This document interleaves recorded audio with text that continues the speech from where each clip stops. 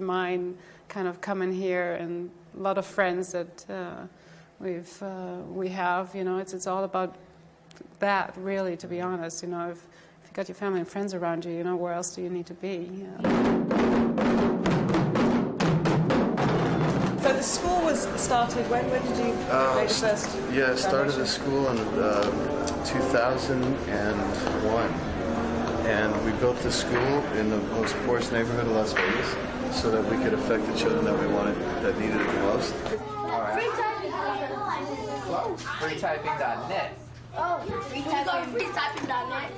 So when did you first get the idea that you had to put something back, especially in your area? I always knew I wanted to do that, even as a teenager, you know, but the question was how, who, and when, right? So let's do it. Ready? Draw it.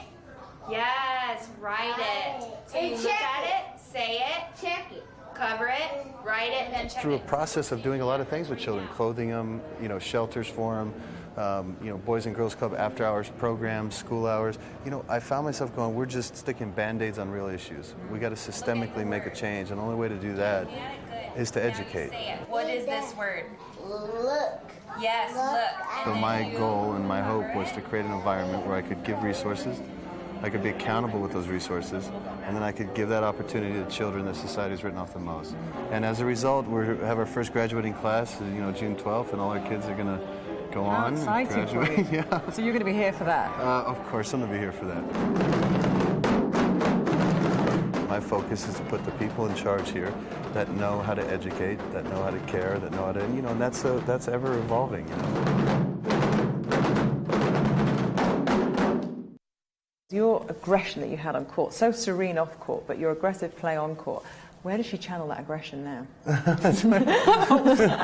You know, I would have to probably say just in straight organizational skills. I mean, to negotiate like our schedules and the time that we have. Like our daughter will go to school in the afternoon for 3 hours because she's in pre-kindergarten, and Jaden goes in the morning. So those morning hours are all accounted for with Jazz, and the afternoon hours are accounted for with Jaden. I mean, just the organization of it runs like military precision, a well-oiled machine.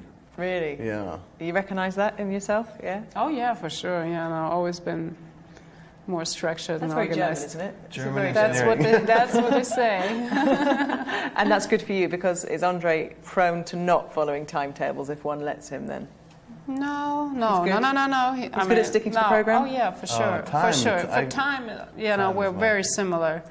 In that sense, we'll always be a few minutes early rather than late. You know, we're good with that. I just need a few more inspirations in my life to get that extra motivation, you know. So I look for a bit more on the. And what about tidiness? Is she really, really tidy? Oh yes. Well? Really clean. Yes. And And is he okay? Borderline.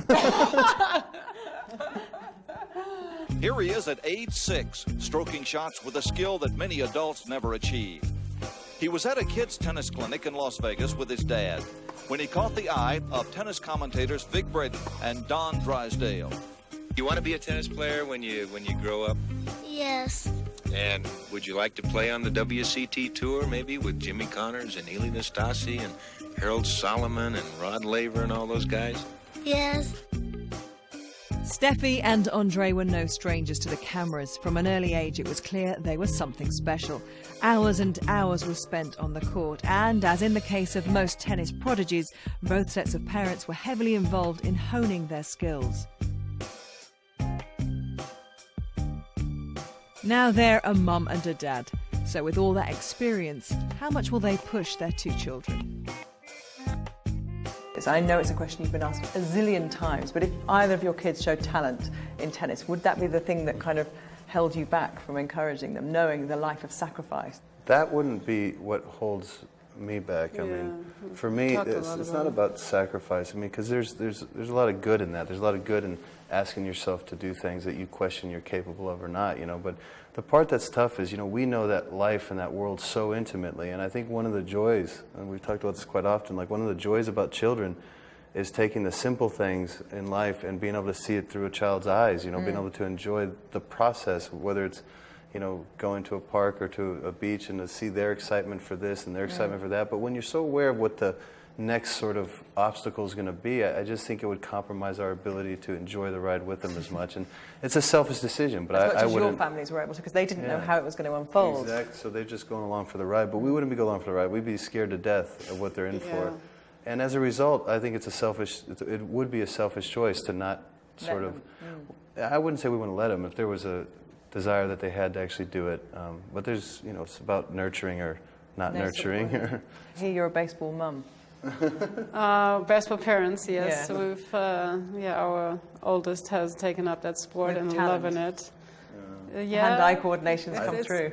I mean, it's so long ago. He loves it, which is awesome, and I love it, and it's a great way to spend time together. Are they showing talent with the racket, or would you say Jazz does? She plays 3-4 times a week, and she has fun doing it. And but I don't know. She concentrates hard. Yeah, I read you said she looks like you, but she behaves more like mum. Yeah, she has real focus and concentration and.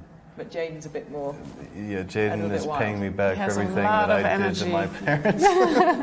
He's paying me back, but he's a lot of energy and he gets easily distracted. There's a lot of sort of innate talent with what he does when he gets on the baseball field. He's not ready to focus yet. He's just the focus is a bit tougher. Time. Wimbledon's a special place for Steffi. Graf on grass was awesome. She lifted the famous Rosewater dish 7 times. Her first win came in '88. The dream has been fulfilled. Her last in '96. She's the 3rd most successful woman in Wimbledon singles history. Andre took his time falling in love with SW19. For a number of years he declined to play as he found the emphasis on tradition overwhelming. But when he came back, Wimbledon was the scene of his first Grand Slam triumph in 1992.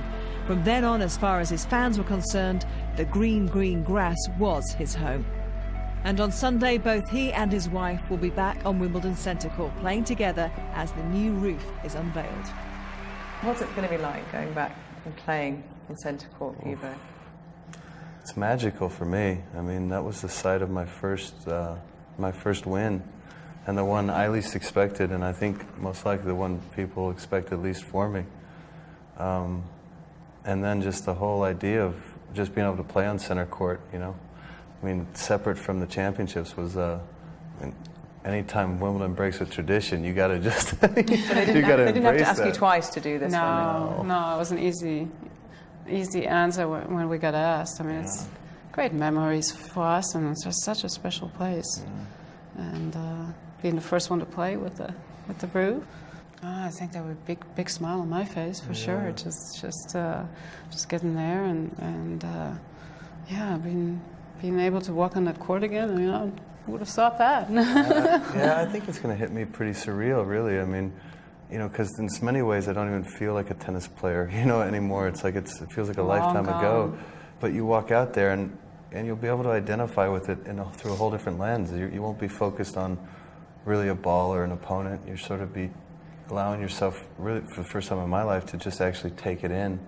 That I'm looking forward to, because that's the real good stuff. So you've got a plaster on your wrist. You've also got there's a few knocks and strains. This body's not used to this kind of training. Yeah, I've put myself through a few rounds of tennis that ended up with a couple cortisone injections in my wrist, and a couple aching backs in the morning, and the floor seems to get further and further away when I try to put on my shoes. But I'm trying to work myself into it, and so that I'm not horrible. Does that mean that you don't play much with each other then, or does that mean that you don't play at this intensity very much?